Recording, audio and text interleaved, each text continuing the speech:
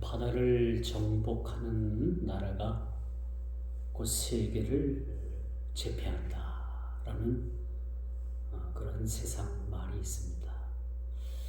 물론 이것이 세상적인 그런 말이지만 어느 정도 이 말이 맞는 것 같죠.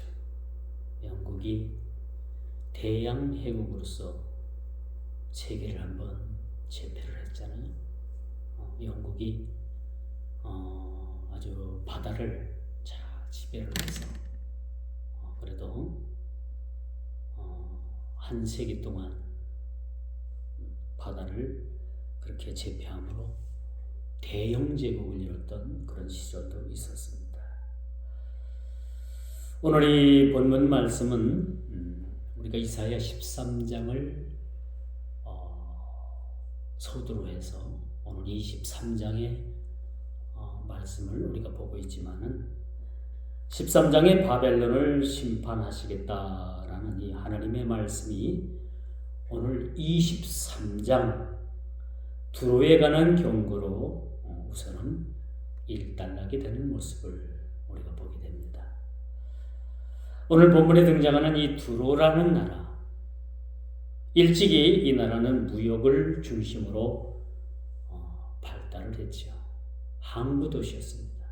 우리나라로 말하면은 부산이나 인천항 같은 아주 유명한 항구 도시였다라는 것을 여러분들이 그 말씀을 좀 기억하면서 말씀을 들으면 좀 이해가 좀 빠르다라고 말씀드릴 수가 있겠죠. 이 두로라는 이 나라는 수림이 풍부했고 또 무역이 아주 성행했습니다. 그래서 여러분 이 각 나라마다 지금 물론 전쟁을 하는 나라도 있지만은 지금 세계적으로 어떤 전쟁을 이루고 있느냐, 어떤 전쟁을 하고 있느냐, 무역전쟁이 무역전쟁. 우리나라가 지금 연 3년 가까이 경제가 지금 곤두박질하고 있습니다. 그렇죠?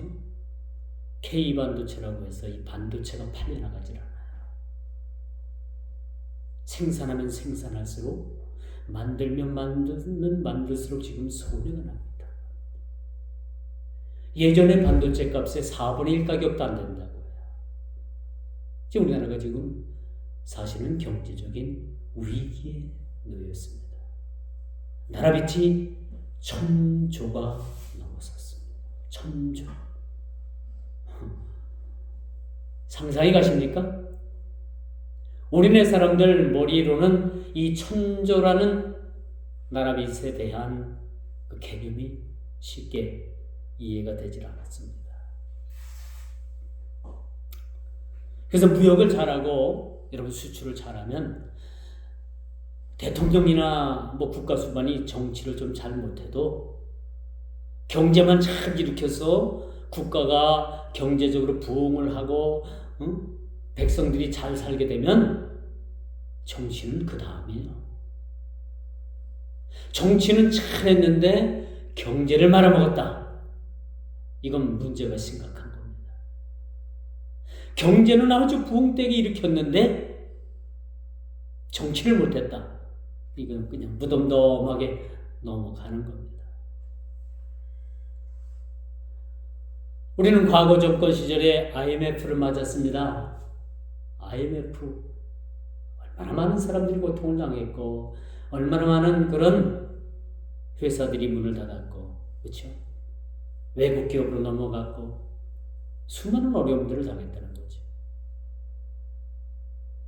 이 경제가 몰락한다는 것은 한 국가가 몰락하는 것과 같은 내용을 우리가 볼 수가 있어요. 그런데 오늘 본문에 소개되고 있는 이 두로라는 이 나라는 아주 무역이 아주 상당히 성행했어요. 무역이 발달을 했고 무역 중심이었고 항구 도시였습니다.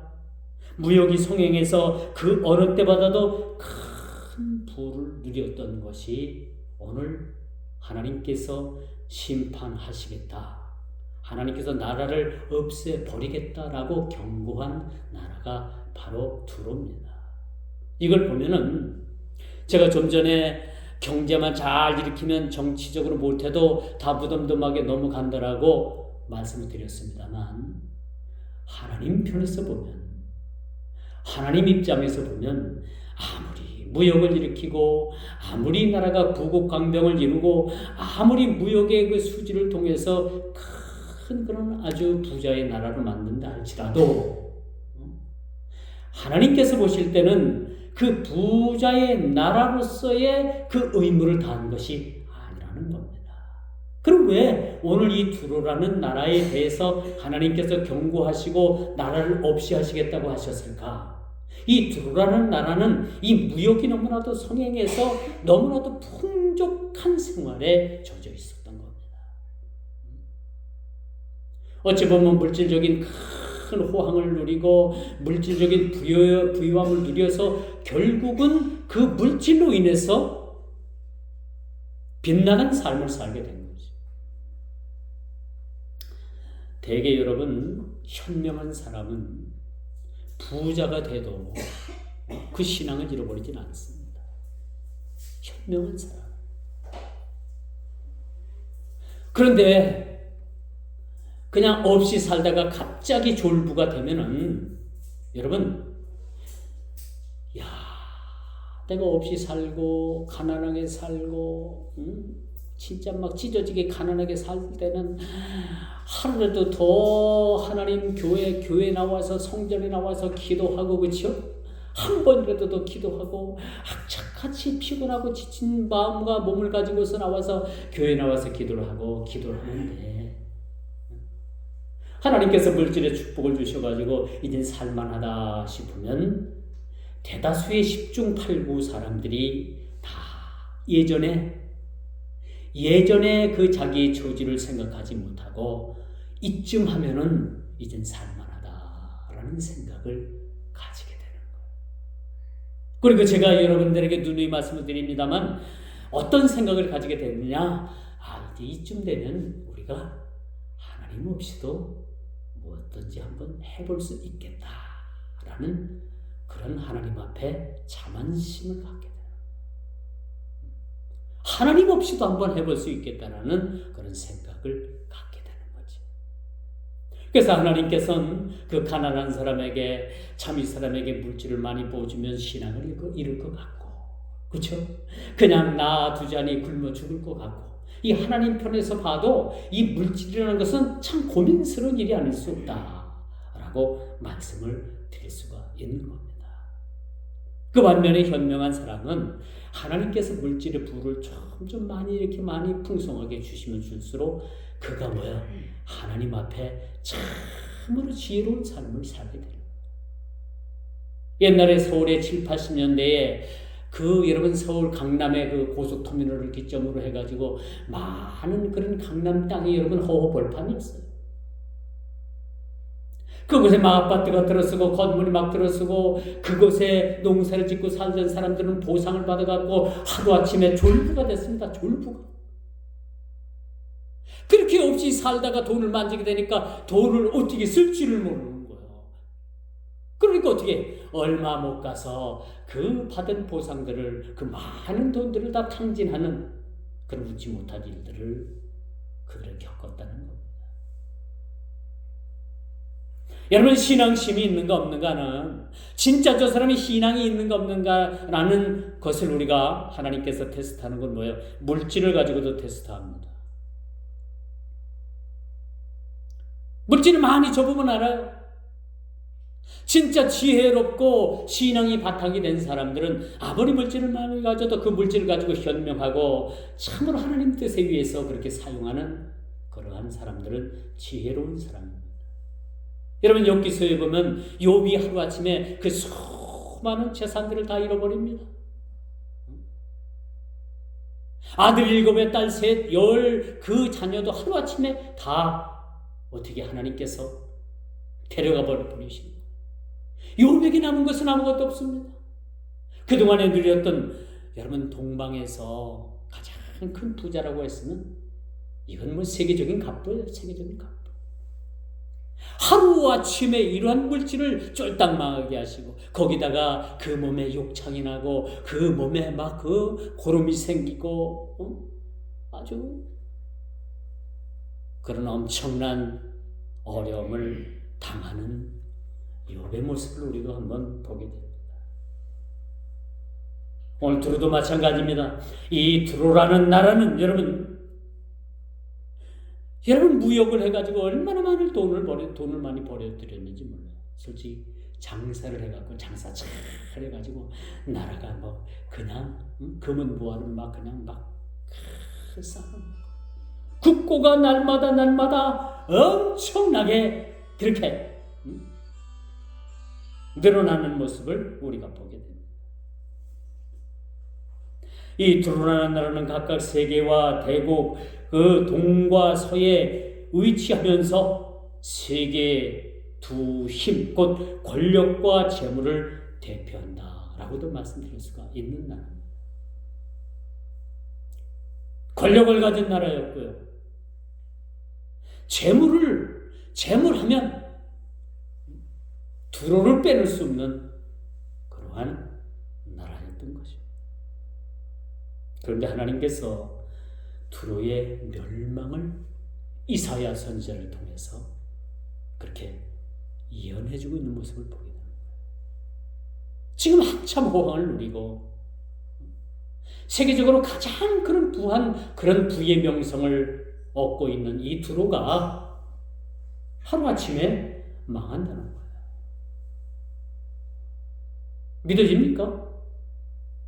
그렇게 숭숭장구 잘 나가는 하루에도 막 그냥 막 돈을 그냥 막 갈키로 그냥 막 긁어서 막 푸대채 막 그냥 저녁에 막 푸대로다가 그 현금을 그냥 담아가지고 차에 싣고 가는 그런 상황에 하나님께서 하나님의 사람 선지자를 통해서 너희 나라가 망할 것이다 라고 말한다면 그 나라 사람들이 믿겠습니까? 안 믿죠. 우리가 지금 이렇게 잘 나가고 있는데 하나님께서 우리를 멸망시키고 어떻게 나라가 멸망할 수 있겠냐라고 그렇게 말을 합니다. 그렇게 생각할 수 있을 거예요. 그렇죠? 그러나 우리 인간은 한치 앞도 내다보지 못하는 그런 미련한 존재들이에요. 지금 이렇게 호황을 누리고 지금 이렇게 우리가 잘 살고 모든 것이 다 잘 되는 조건인데 망한다고 하니까 믿질 않는 거예요. 믿질 않는 겁니다. 그러나 하나님께서는 두로가 망하겠다, 망한다는 사실을 알려주고 있는 것입니다.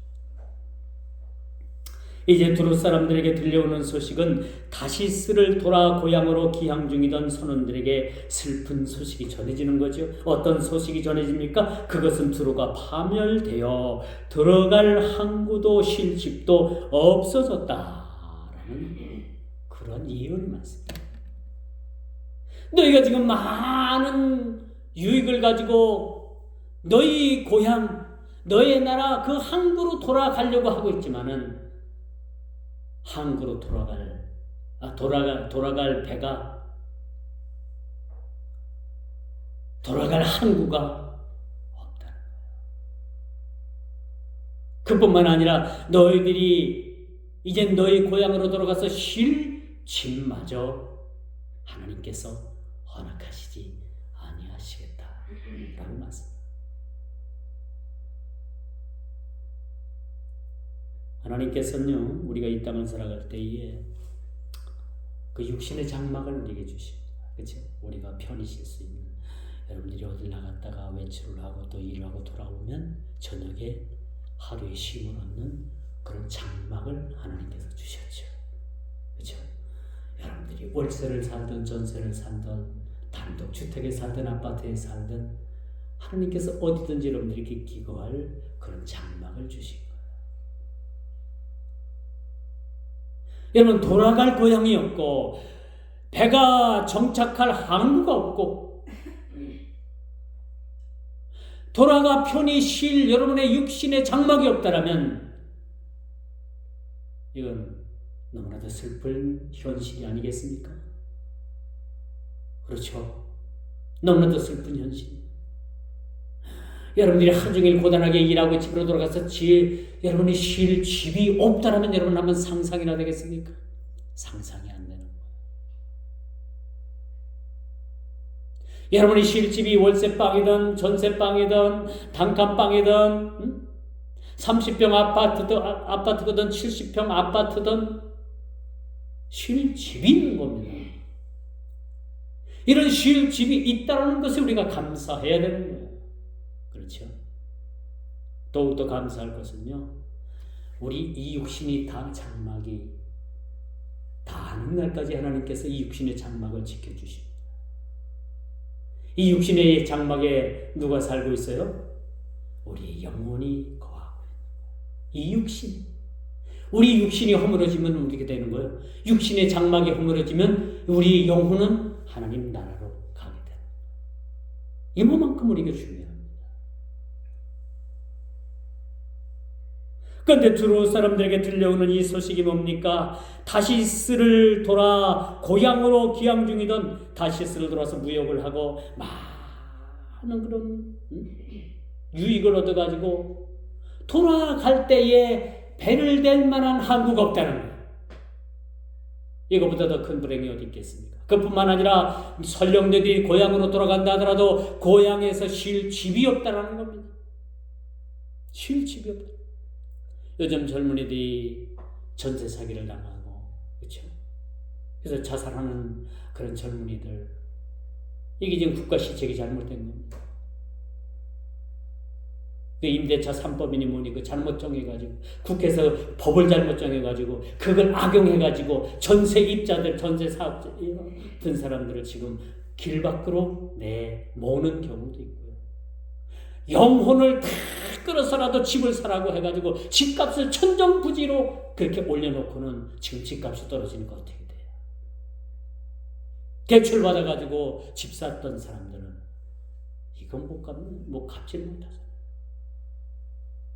지금 은행 이율이 7%가 넘습니다. 감당이 안 된다는 거예요. 3%대, 2.5%대, 2%대 대출을 받아가지고 집을 짓고 집을 산 사람들이 지금 7%의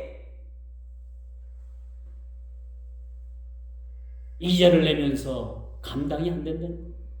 그래서 집을 막 내놔도 매매가 안 돼요. 지금 이런 상황 속에 우리가 살아갑니다.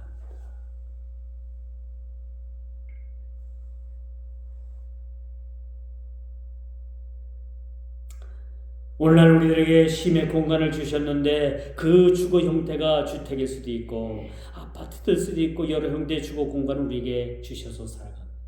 한 편을 주셨던 세 평을 주셨던 우리가 이거 가지고 참 감사해야 돼요. 우리가 쉴 수 있다는 이 공간. 그렇죠? 예수님께서는요, 마태복음 8장 20절, 누가복음 9장 58절에 보니까 여우도 굴이 있고 공중에 새도 거처가 있으되 오직 인자는 머리 둘 곳이 없다 라는 말씀을 하셨어요. 얼마나 외로우셨겠습니까?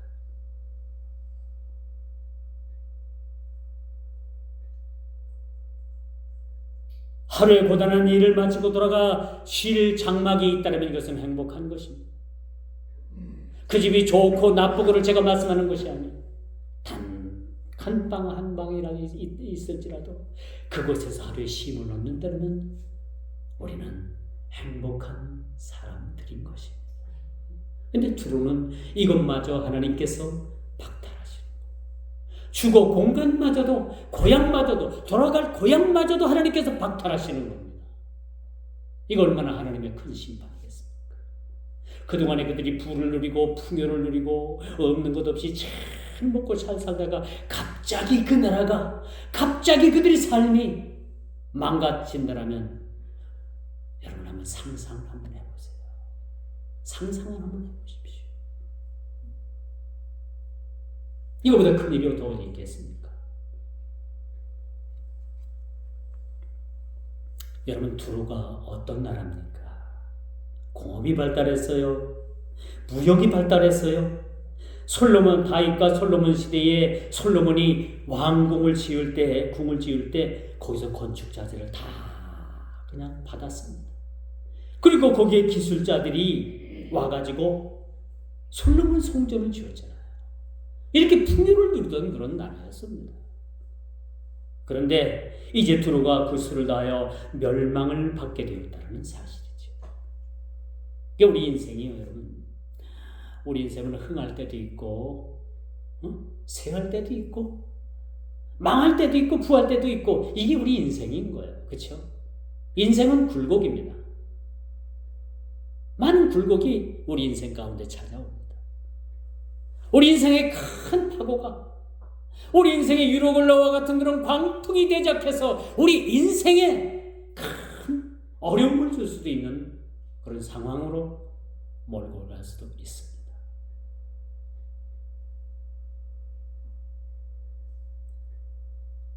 그런데 이제 두루가 그 수를 다하여 멸망을 받게 되었다는 사실이에요. 흥할 때가 있으면 망할 때가 있고요. 부할 때가 있으면 여러분 빈할 때가 있고, 흥할 때가 있으면 패할 때가 있고. 여러분, 중국에서 발원하여 이 동남아의 저쪽으로 표현되는 메콩강이 있습니다. 이 메콩강은 이 동남아 5개 나라를 거쳐가지고 이렇게 흘러서 베트남으로 빠지는 아주 강입니다.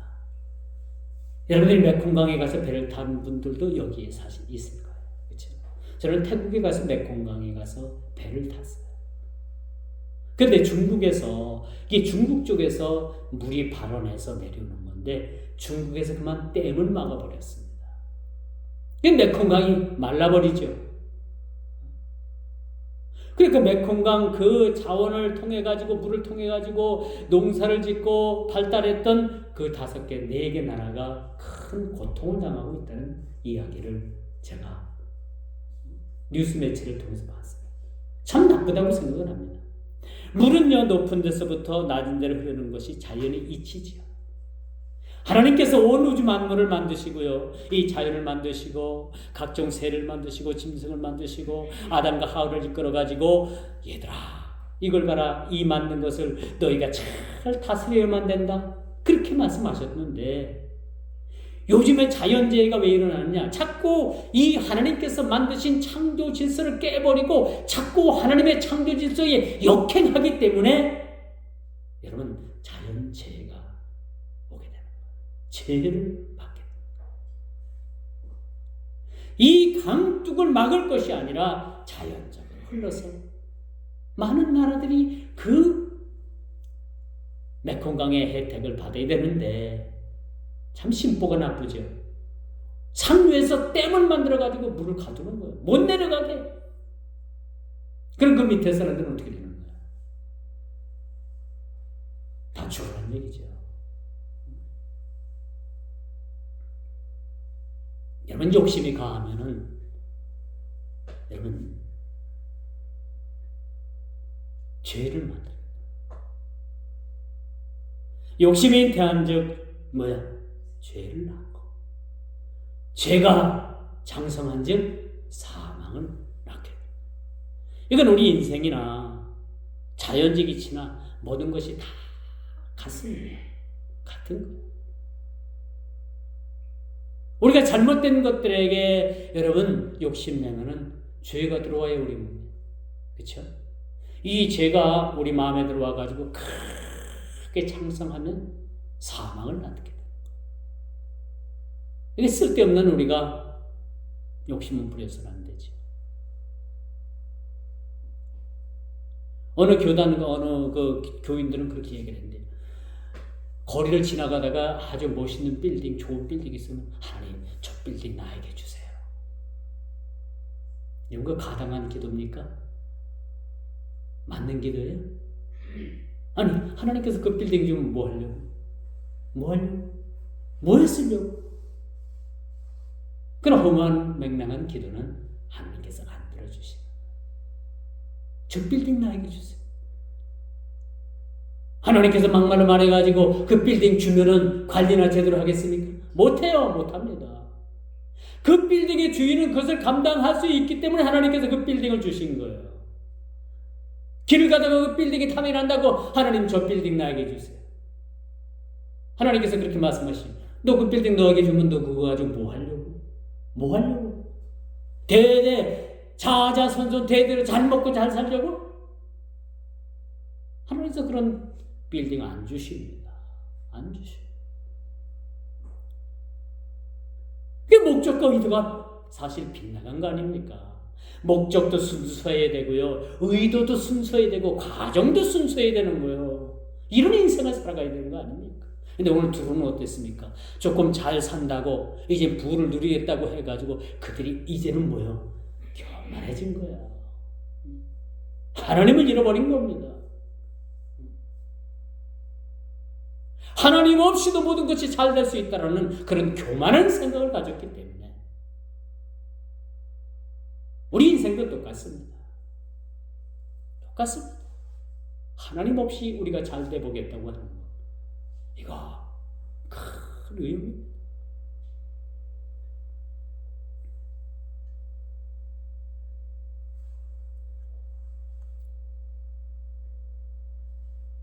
그러므로 자연이나 우리 신앙이나 하나님의 뜻에 우리가 역행한다는 것은 하나님의 창조 질서를 파괴하는 것과 똑같은 거예요. 우리 신앙의 역행도 마찬가지죠. 신앙의 역행.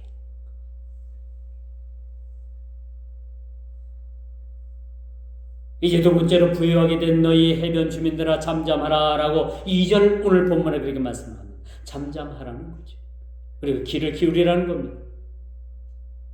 어떤 말씀을 하시길래 귀를 기울이라는 건가? 너희가 망하겠다는 거예요. 나라를 하나님께서 흔적도 없이 흩어버리겠다는 겁니다. 그리고 두루로 인해 가지고 당시 그 페니키아 상인들의 무역이 수지가 급격히 떨어질 것이다. 이제 그렇게 성행했던 무역과 그런 모든 상업이 아주 큰 IMF를 맞게 된다. 우리 속된 말로 말해서 IMF를 맞게 된다는 얘기예요. 코로나 팬데믹 이후에 우리나라 무역 수지가 반도체, 철강 등등 장기적인 불황으로 많은 국가적 어려움을 겪고 있는 것이 요즘 현실입니다.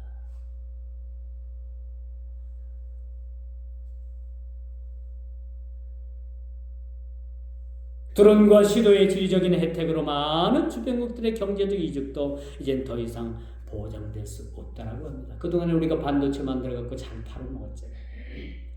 40% 이상을 중국에서 사줬는데 이젠 반도체를 중국에서 사주질 않아요. 삼성 휴대폰 러시아에서 그렇게 잘 팔렸는데 우리나라가 우크라이나 쪽에 무기를 준다고 하니까 이젠 그쪽에서도 무역 보복을 하려고 하고 있어요. 이렇게 어려운 시대에 우리가 살아가고 있어요.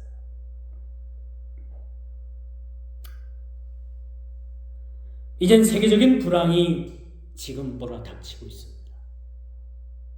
세계적인 불황이 지금 현실화되고 있다는 사실을 보게 됩니다.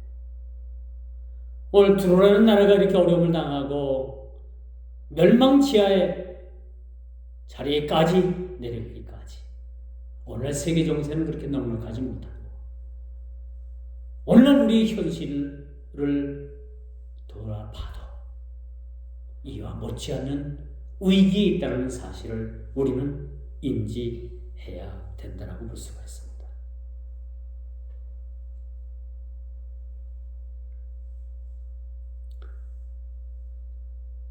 이제 마지막 세 번째로 주민아 너희는 슬피 부르짖을 지어다 라고 6절에 그렇게 말씀합니다. 이 슬픈 현실이죠. 그렇게 잘 나가던 나라가 그렇게 부를 누리던 나라가 하루아침에 멸망한다라는 그런 소식이 전해질 때에 백성들은 어떻게 됩니까? 백성들은 어떤 마음입니까?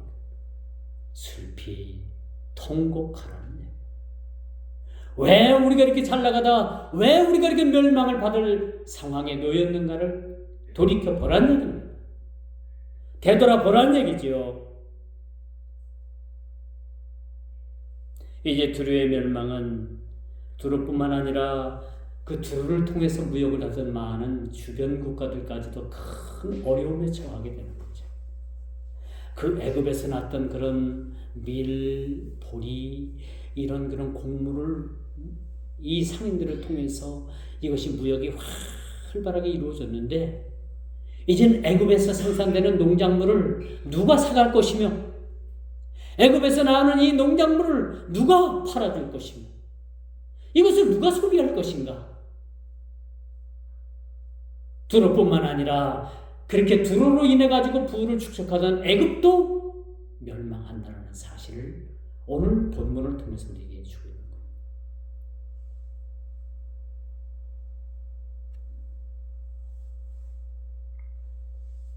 이제 그들에게 있어서 슬피 울부짖을 만큼의 일이었으며 타시스로 도망하라라고까지 성경은 그렇게 기록을 합니다. 두루나라는 나라처럼 그렇게 역사가 깊고 활력이 충만했던 개척 정신이 강했던 이 나라가 하루아침에 몰락의 위기 가운데 놓였다는 겁니다. 여기서 우리가 우리 자신들을 한번 생각해 봐야 돼요. 우리도 이렇게 몰락의 위기 가운데 지금 놓여있지 않는가? 지금 사는 이 대한민국이, 지금 있는 이 조국이 이런 몰락의 위기 가운데 놓여있지는 않은가? 세계 10대 강대국이라고 이젠 선진국이라고 스스로 그렇게 자만에 빠졌던 이 나라가 하나님께서 한번 훅 불면 흔적도 없이 날아갈 이 조그마한 나라가 그동안에 하나님 앞에 자만하진 않았던가? 우리 스스로가 교만에 빠지진 않았던가? 우리 스스로를 돌아보는 계기가 돼야 될 것입니다. 오늘 본문은 그런 얘기입니다. 이젠 결론적으로 두루의 멸망의 원인은 만군의 여호와께서 그것을 정하신 것이라고 이렇게 말씀해 주고 있어요. 모든 누리던 영혼을 욕되게 하며 세상의 모든 교만하던 자가 멸시를 받게 되리라 라고 그렇게 말씀하고 있습니다.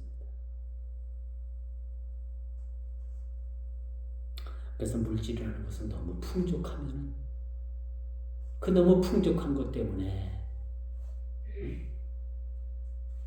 그 망하는 사람들, 물질 때문에 여러분 패가 망신한 사람들이 여러분 하나둘이라고 생각을 합니까? 아니에요. 왜? 주신 물질을 잘 관리하지 못하면 패가 망신하는 거예요. 패가 망신하는 거예요. 그래서 하나님께서 물질 주시면 관리 잘 해야 돼요. 그래서 우리 그리스도인들은요 늘 청지기적인 마음을 가져야 돼요. 주신 이도 하나님이시오, 또 우리가 다 쓰고 난 다음에 가져가시는 이도 하나님이에요. 이 물질이라는 건 여러분 우리에게 주신 것은 이 땅에서 우리가 살 동안에 하나님께서 주신 물질 우리 잘 관리했다가 주님 앞에 갈 때 다시 다 내려놓고 가는 거예요. 이게 청직입니다. 잠깐 하나님께서 우리가 맡겨주신 것이지 맡겨줬다 우리는 청직이다 라는 생각을 가지고 우리가 살아가야 돼요. 두루의 풍성함이 그들의 교만이 됐다고 했습니다. 그 교만이 어디까지 갔느냐? 자, 이제 우리가 먹고 살만하다. 무엇 하나 이제 우리가 부족한 것 없다. 그러니 이제 우리가 하나님 없이도 모든 것을 한번 해볼 수 있다. 하나님 없이도 우리가 모든 것을 이룰 수 있다라는 그런 그릇된 생각이 그들을 패망에까지 이르게 했다라는 사실을 우리는 간과해서는 안 된다는 겁니다. 이제 말씀의 결론을 맺습니다. 두루를 멸망시킬 도구가 오늘 제시가 되고 있죠. 이제 두루는 바벨론 갈대아 인들에 의해서 멸망을 받게 될 것이다 라는 그런 예언의 말씀이 오늘 본장에 등장을 합니다. 두루의 멸망이 여호와께로부터 말미암은 것이라면 그 회복 또한 여호와의 은총으로부터 기인될 것입니다. 왜? 살고 죽는 문제, 흥하거나 패하거나 부하거나 빈하거나 망하거나 흥하거나 모든 것이 다 하나님 손에 달려 있다는 것을 우리는 인정해야 되는 거예요. 그렇죠? 이걸 인정해야 되는 거죠. 두로의 멸망은 정직하지 못한 상행위가 작용했었고 그 부의 명성 때문에 범죄한 두로의 멸망은 당연한 것이다. 당연한 것이다. 왜? 하나님은 공의의 하나님이시요 심판하시는 하나님이시요 불의한 자들에 대해서 하나님께서 간과하지 않으시는 하나님이시기 때문에 우리는 이것을 명심해야 되는 거예요.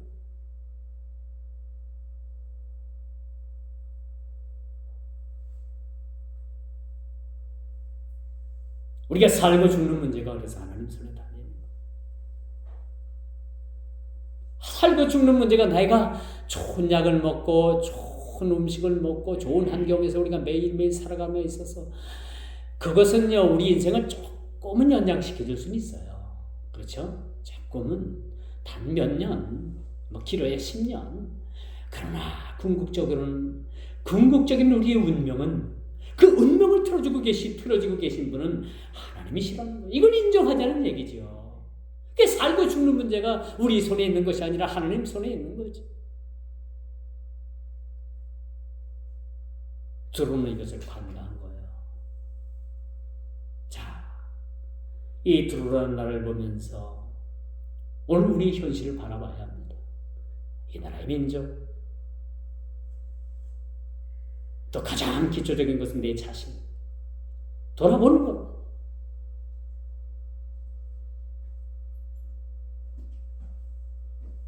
그리고 공의의 하나님, 심판의 하나님. 우리가 늘 간과해서는 안 될 그런 하나님을 우리가 잊어서는 안 된다는 사실을 꼭 기억하시기를 바랍니다.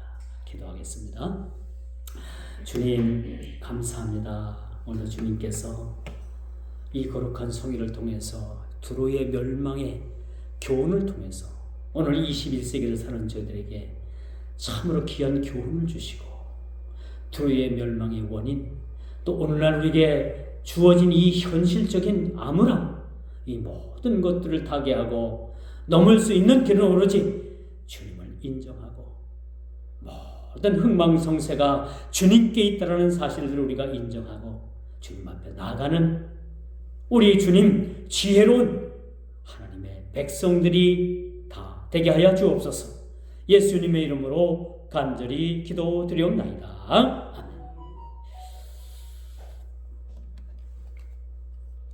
우리 다 같이 찬송 333장